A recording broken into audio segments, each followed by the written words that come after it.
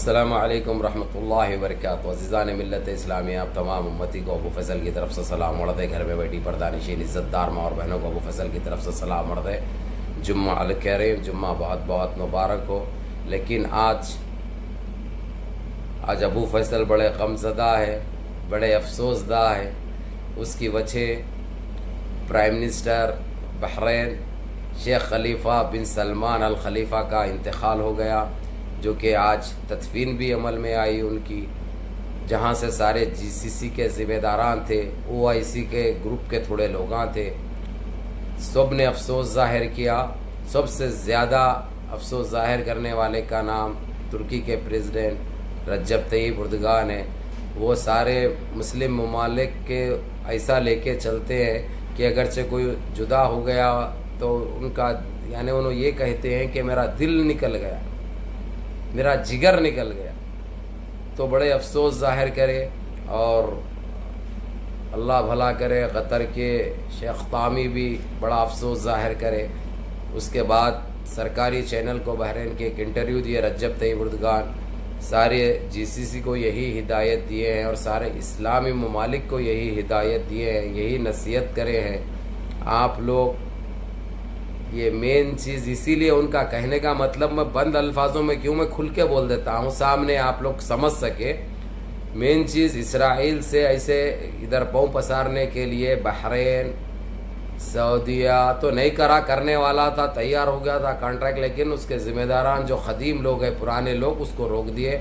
Dubai contract sign कर दिए थे। उसके बाद रज्जब तय्यिप एर्दोगान के कहने पर यही मरहूम खलीफा बिन सलमान अल खलीफा ने उस कॉन्ट्रैक्ट को कैंसिल किया। उसके बाद दुबई से बात करके उसको रोके। जब वो टाइम पे हाँ बोल दिया, फिर ना बोल रहा उन्हें। खैर अल्लाह बस नेक हिदायत दे उसको, अल्लाह उसको तौफीक दे, ईमान पे, हक़ पे, सच पे चलने की तौफीक अता फरमाए। तो बहरहाल रज्जब तय्यिप एर्दोगान ने फिर एक रिक्वेस्ट आज यही की कि देखो मेरे भाइयों, हमको इन लोगों से बचना है और देशवासियों को बचाना है और आलम को बचाना है। हम जब भी बचा सकते, इनके साथ कोई ऐसे कॉन्ट्रैक्ट्स मत साइन करो ताकि यहाँ पे ये लोग पाँव पसार के सारे जीसीसी को और सारे मुसलमान ममालिक को जहर भर डाले। और ऐसा तेज़ाब है ये, तुम लोग बर्दाश्त नहीं कर सकते। ये मैं 3 महीने पहले भी ये बोला था और आज भी दोहरा रहा हूँ सारे लोगों के सामने, क्योंकि तकरीबन सारे जीसीसी के ज़िम्मेदारान थे यहाँ पर। तो उन्होंने ये बात अपने बहरीन के एक सरकारी चैनल पे कही। उसके बाद दीवान में जब ये लोगों की बैठक हुई, दीवान में बैठक होने के बाद उन्होंने फिर यही अल्फाज दोहराए और जिसका खुलकर साथ दिया हमारे ईरान के सदर ने। हालांकि जीसीसी से ईरान का कोई ताल्लुक नहीं है, ईरान जीसीसी के बाहर है और अभी भी बाहर है वो, उसको खलीज में नहीं लिया गया। खलीज में यही 7 ममालिक है, लेकिन ये ज़रूर कर दिए हैं रज्जब तय्यिप एर्दोगान, जीसीसी में हो या कहीं पे भी मुसलमान ममालिक में हो, इस्लामी ममालिक में हो, कि उसमें ईरान के सदर की बात को मानना बहुत ज़रूरी है, क्योंकि उनके अखलाक और उनकी इस चीज़ की वजह से मैं उनको आगे रखता हूँ। ये था रज्जब तय्यिप एर्दोगान का कहना। तो बहरहाल खुला ये बता दूँ, मैं कुछ टाइम पहले ट्रंप ने एक गंदी सियासत रची, एक गंदी चाल चली, जो इसराइल को यहाँ पे बिजनेस करने के लिए, ये करने के लिए, वो करने के लिए, यहाँ पे ये लोगों को मनाकर इधर उसको अपने पाँव पसारने के लिए मजबूत किया और सामने किया, जिस पे बहरीन ने भी कॉन्ट्रैक्ट साइन कर लिया, दुबई ने भी साइन कर लिया, सऊदिया भी करने वाला था, लेकिन किसी तरीके से उसको उसके पुराने खदीम लोग ने रोक दिया। लेकिन जब रज्जब तय्यिप एर्दोगान ने जब शेख खलीफा से जब बात की थी मरहूम से, उसके बाद उन्होंने ये बात कह दिया था कि ठीक है हम ये चीज़ कैंसिल करते हैं, ये कह दिया था उन्होंने। उसके बाद उसको रोक भी दिया।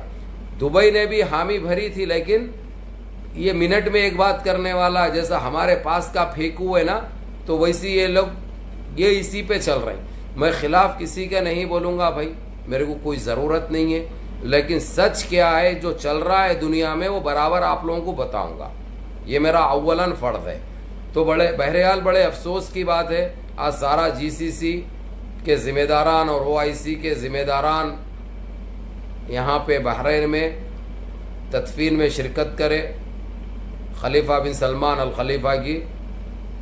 तो बहरहाल सब लोग अफसोस जाहिर करे। उसकी वजह ये है, एक शेख सबा अल अहमद अल सबाह थे कुवैत के, और दूसरे ये जो अजानिब की बड़ी मदद करते थे। एक दिल में उनके लिए एक मुकाम था, गरीब लोगों के लिए एक वो था।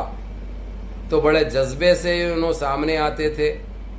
आप लोगों को 2011 का जिक्र तो अच्छी तरह याद होगा, जब शिया भाई ने हमारे सारे इलाकों में कब्जा कर लिया, मनामा के मेन दवार पे बैठ गए, वहाँ पे खैमे डाल लिए, औरतें आदमी हैं सब उसके अंदर, जो जिस तरीके से उधम मचाया था। तो सऊदीया की मिलिट्री भी आई, सब आई उनको हटाने के लिए। लेकिन यही मरहूम थे खलीफा बिन सलमान, यही बोले थे कि मैं खून बहता हुआ किसी भाई का नहीं देख सकता। जितना हो सकता उनसे बात करने की कोशिश करो, पर अमन तरीके से हल निकल जाए। उसके बाद उन्होंने ये रास्ता निकाला, ये ऐलान कर दिया कि पहले ये लोग को, शिया लोगों को मिनिस्ट्रियों में इधर उधर बड़े ओहदों पे नहीं रखते थे। उन्होंने ऐलान कर दिया, और यहाँ तक के जो इनके पास मुसाइदे दिए जाते हैं, जो शून से जो पैसे बेवाओं को दिए जाते हैं, या कोई लाचार है नहीं कर सकता काम अगरचे, या बड़ी उम्र वालों को एक तनख्वाह चलती है, तो ये शिया लोगों में ये चीज़ नहीं देते थे। उन्होंने ऐलान किया जिस तरीक़े से हम सुन्नियों को देते हैं उसी तरीक़े से हमारे शिया भाई को भी देंगे, और उनको हर जगह जो काबिल है हर जगह ओहदा भी मिलेगा, उनको जॉब भी मिलेगा, एक ज़िम्मेदारी भी मिलेगी। ये हल निकाले। इसीलिए आप लोग जान सकते हैं, जो पहले रोडों पर टायरें जलाते थे या बाटलों में पेट्रोल डाल के जला देते थे, लोगों के ऊपर फेंक देते थे, अब ये चीज़ें कम्प्लीटली बंद हो चुके हैं। इन 10 साल से तकरीबन 8-9 साल से बिल्कुल ख़त्म हो चुके हैं। सब अपनी ज़िंदगी मज़े से जी रहे हैं। और ये एक मुल्क ऐसा है बहरीन, जो हर इंसान हुर्रा है। हुर्रा बोले तो आज़ादी से ज़िंदगी गुजार सकता है। यहाँ पे कुछ बिजनेस करना है, आपको कंपनी खोलना है, शॉपें खोलना है, तो इसमें कोई पार्टनर की ज़रूरत नहीं है, कोई अरबी की ज़रूरत नहीं है। ये मुल्क में यहाँ पे खुद आपके नाम का सीआर उसको कहते हैं, जो लाइसेंस होता है कंपनी का, तो आपके नाम पे होगा, आप खुद मालिक होंगे, आप खुद मुख्तार होंगे। ये चीज़ सारी खलीज में सिर्फ बहरीन के अंदर ये सहूलत है, सिर्फ बहरीन के अंदर, कि आप खुद मुख्तार रहते हैं। इसीलिए यहाँ पे अजनबियों को तो बहुत इज्जत दी जाती है, उनकी सुनी जाती है, एक मुकाम दे रखे थे यही शेख खलीफा बिन सलमान। तो इंशाल्लाह वही चीज़ें जारी रहेगी। और बहरहाल आज 13 नवंबर है, 13 नवंबर का अल्टीमेटम दिया गया था वो लोग को कि मस्जिद वो तोड़कर मंदिर बनाई गई थी मस्जिद बाबर ने। तो ये 13 नवंबर गुजर चुकी है, वहाँ पे कोई प्रूफ और ना तो कोई आए, तो ये चीज़ तय हो गई और साबित हो गया। हमको तो पहले से ही मालूम था। अब इंशाअल्लाह ताला अब यहाँ पे OIC भी यहाँ पे बिजी हो गई, क्योंकि नए बादशाह बनेंगे, अभी नया वो रहेगा, तो इसीलिए वो लोग अपना जजमेंट महफूज कर चुके हैं। जबकि ये चीज़ तय हो चुकी है कि इनको कोई भी प्रूफ नहीं मिला कि वो तोड़कर बनाई गई मस्जिद, ये साबित हो गया, जबकि हमको तो मालूम ही था। तो ये 1 से 6 दिसंबर के अंदर बाबरी मस्जिद का ऐलान हो जाएगा। कब से बनेगी, कब बनेगी, कब काम स्टार्ट होगा, ये भी बता दिया जाएगा। और कौन जाएंगे बनाने के लिए, कौन कौन ठहरेंगे वहाँ पे, कौन सी टीमें तश्कील दी जाएगी, उसका भी ऐलान 1 से 6 दिसंबर के दरमियान किया जाएगा। बहुत बहुत मुबारक हो आप लोगों को। अल्लाह से दुआ करो, हर वो चीज़ हासिल होती। ना उम्मीदी मत रखो, ना उम्मीदी कुफ्र है, ये बात याद रखो। ना उम्मीदी कुफ्र है, हर चीज़ मुमकिन है, बस अल्लाह की रजा चाहिए, वो राजी होना है, बस हर वो चीज़ हम कर सकते। तो बहरहाल बाज़ लोग हमारे काफ़ी नाउमीद है, तो उनको यही कहूँगा मैं, ना उम्मीदी मत रखो भाइयों, ना उम्मीदी कुफ्र है। अल्लाह की ज़ात पे भरोसा रखो, वो एक अजीम ज़ात है, एक अजीम नाम है, वो जो चाहे कर सकते।